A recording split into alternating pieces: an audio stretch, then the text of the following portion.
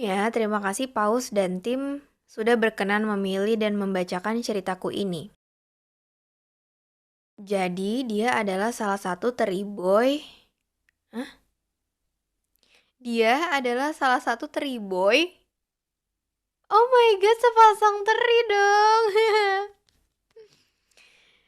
Eh, yang berhasil membuatku jatuh cinta. Entah mantra cinta apa yang dia beri padaku hingga aku terpikat sama dia. Awalnya aku sempat menolak dia karena aku masih belum bisa nerima orang baru di kehidupanku dan aku takut kalau dia cuma main-main sama aku. Untungnya saja tidak. Itu cuma pikiran jelek aku aja ternyata. Aku sempat pergi menghilang ketika dia sedang berusaha mendekatiku. Ah, GR. Entah apa yang ada di pikiranku hingga bisa melakukan hal itu. Aku sadar aku jahat dan bisa dibilang sangat jahat. Maaf ya, gue takut lo baper sama gue dan gue gak bisa bertanggung jawab atas hal itu. Aku sempat bilang itu ke dia dan setelahnya aku menghilang. Beberapa bulan dari menghilangnya aku kembali lagi untuk menghubungi dia dan meminta maaf padanya. Dengan baik hati, dia menerimaku kembali dan memaafkan aku. Setelah itu, hubungan kami menjadi baik lagi. Seiring berjalannya waktu, aku mulai merasakan getaran cinta yang tumbuh di setiap saat ketika aku berkomunikasi sama dia. Asik-asik Jos. Beneran, dia nulis asik-asik Jos. Dan pada akhirnya aku confess ke dia. Aku sayang kamu. Dan dia pun menjawab, sejak kapan? Terus aku jawab lagi, sejak aku menghilang dari kamu.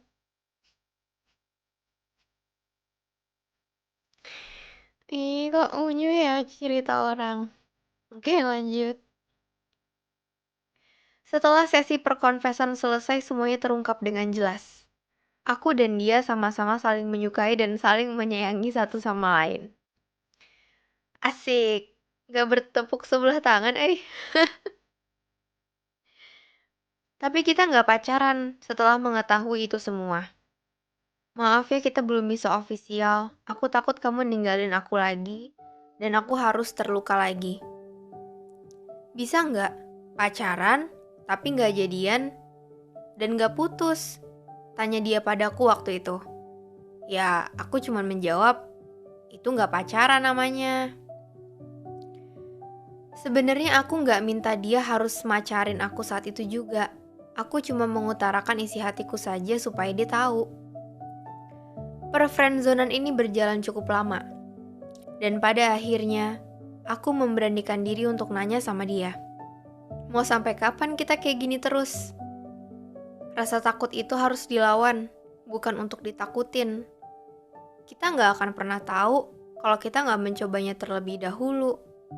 Ya, kurang lebihnya seperti itu percakapan aku dengannya pada malam itu. Gak lama dari situ dia menembak aku, Dor. Enggak, bukan menembak seperti itu, tapi seperti ini.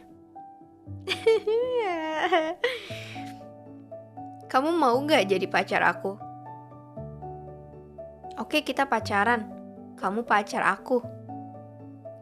Akhirnya aku dan dia pacaran.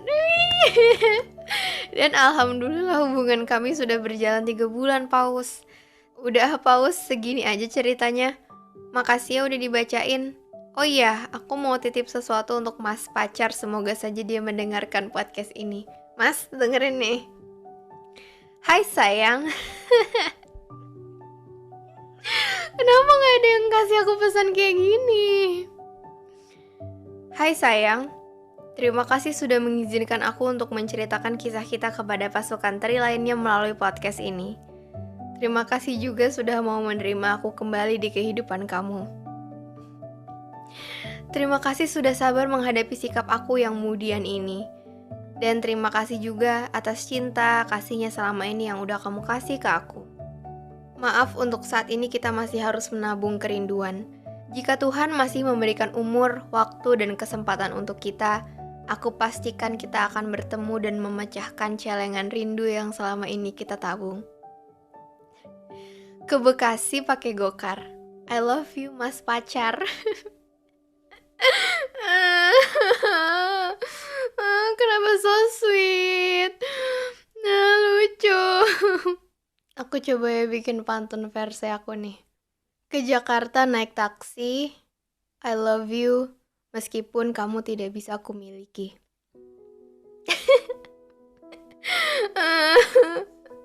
Kalau boleh jujur aku kehabisan kata sih. Karena ini real cuy. Gaya banget, so real cuy. Ya aku salting tau bacanya. Maksud aku, I believe kind of situation, paham gak? Jodoh emang gak kemana. Kayak Upi sama JH ya. Pisah, ketemu orang lain, balik lagi. Dua-duanya pernah sama-sama saling nge-like postingan rintik seduh. Udah capek-capek galau balikan. Ini kalau bagian ini gak aman di-cut aja ya. Aman sih harusnya ya. Kayaknya dua-duanya aman ya. Maksud aku serius, kita harus serius. Maksud aku, jodoh gak kemana adalah konsep yang gak bisa dibantah.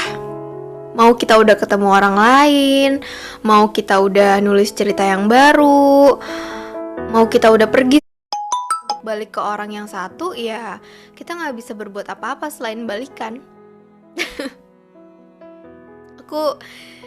Aku cukup relate lagi. Maksudnya aku ketahuan banget saltingnya soalnya ngomong maksudnya udah berapa kali gak kehitung. Gini ada aja jalannya. Tuhan kalau udah mau nyatuin dua manusia, emang caranya tuh gak pernah bisa kita duga. Seperti yang aku bilang, ada aja jalannya. Mau sejago apapun kita nebak-nebak skenario Tuhan emang gak ada tandingannya. Mau udah berpisah, mau dua-duanya udah berpasangan, tapi kalau Tuhan bilang kalian sama-sama, ya pasti sama-sama.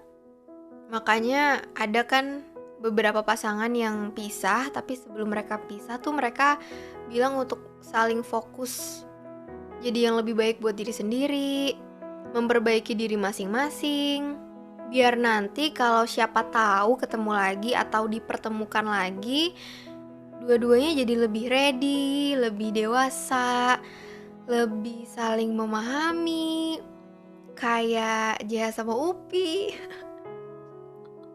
Maaf nih, bukan mentang-mentang aku tim pendukung ya, cuma mereka tuh salah satu contohnya menurut aku. Karena bete ya, udah capek-capek galau, disakitin cinta yang lain, sembuh dengan cinta yang lama. Kadang cinta sejelas itu sih ngebingunginnya. Tapi yang aku yakini, bagaimanapun bentuk cinta itu, cinta gak mungkin isinya cuman sedih dan sakitnya aja. Kita akan tahu sinyalnya kok kalau emang semuanya udah tepat. Orangnya, waktunya. Jadi jangan lama-lama sedihnya kalau kamu sama dia harus pisah. Karena seperti yang Gis bilang,